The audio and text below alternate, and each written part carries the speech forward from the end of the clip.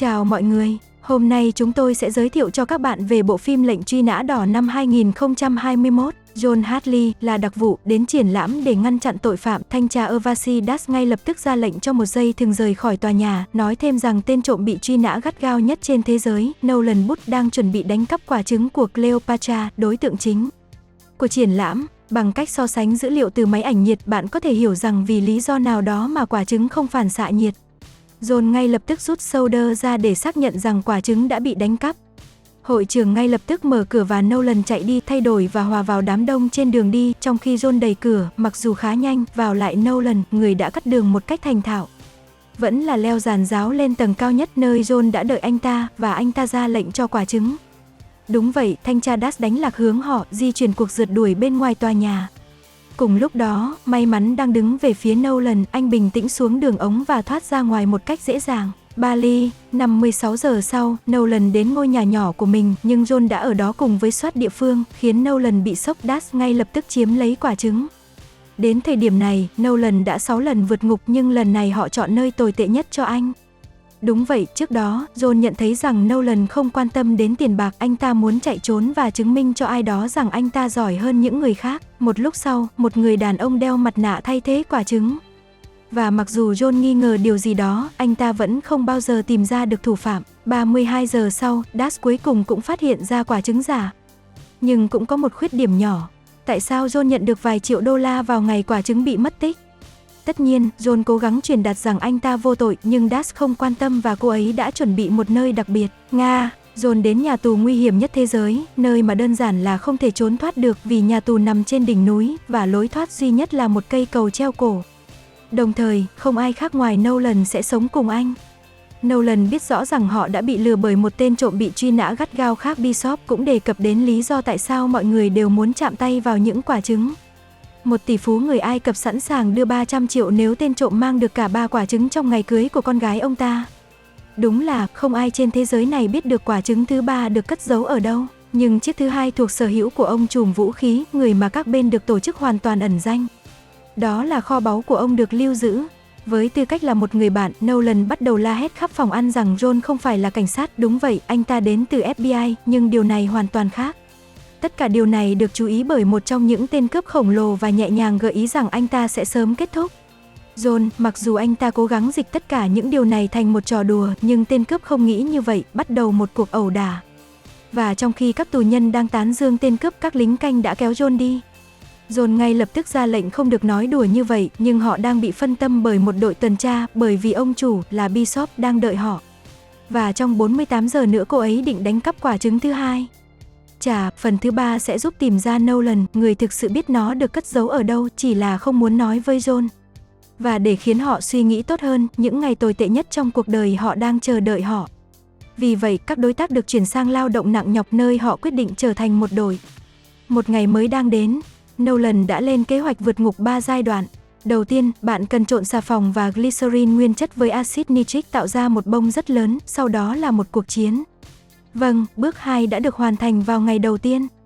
Cảnh đó chỉ để lấy trộm thẻ chìa khóa. Nó vẫn còn để kéo viên đá ra khỏi bức tường và cửa sổ tự do sẽ xuất hiện. Bạn chỉ cần đi dọc theo vực thẳm với hy vọng không ai bị trượt chân, hoặc John sẽ bảo đảm đã có mặt tại địa điểm cất cánh. Lính canh không nhận thấy những tù nhân bỏ trốn, bởi vì anh ta đang xem qua các bức ảnh của Putin dưới các bài hát tiếng Nga. John ngay lập tức bắn trả, trong khi Nolan hạ gục viên phi công và khởi động trực thăng. Cùng lúc đó, người bảo vệ chĩa khẩu RPG vào John, bởi vì anh ta là một cỗ máy đang phá hủy cây cầu, nhưng Nolan không muốn mất đồng đội của mình, đã nổ súng từ một khẩu súng máy trấn áp những người bảo vệ.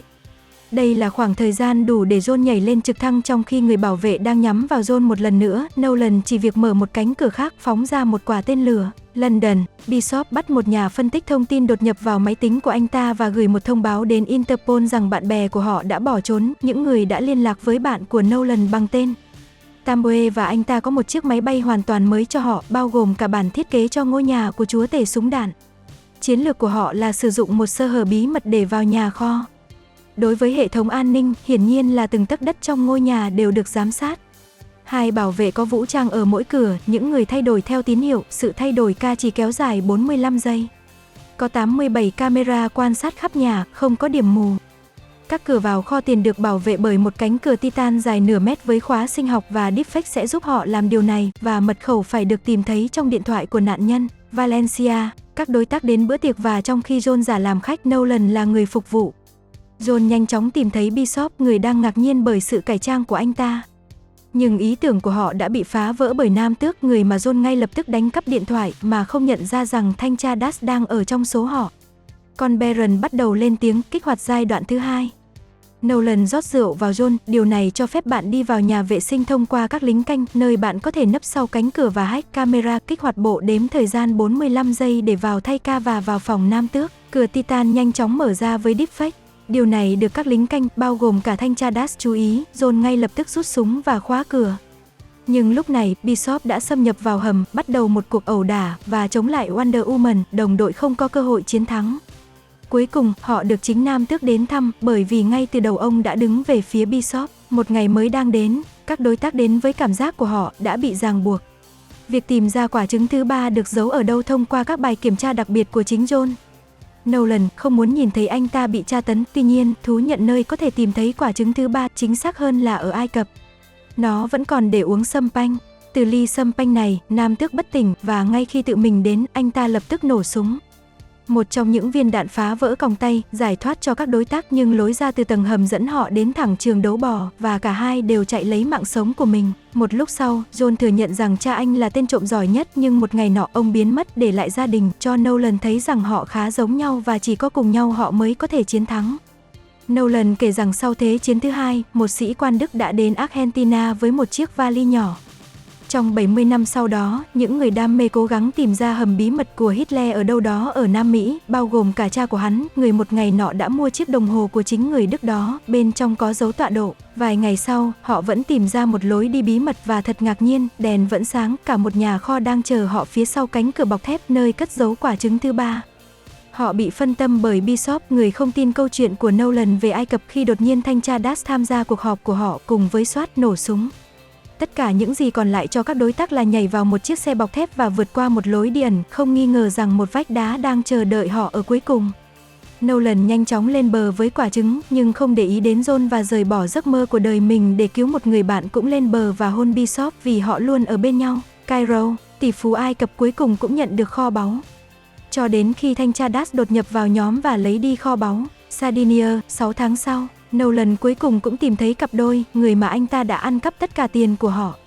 Và đối với họ, anh ta có một công việc nhưng cho 3 người. Đây là nơi bộ phim kết thúc. Bạn đánh giá phim này như thế nào?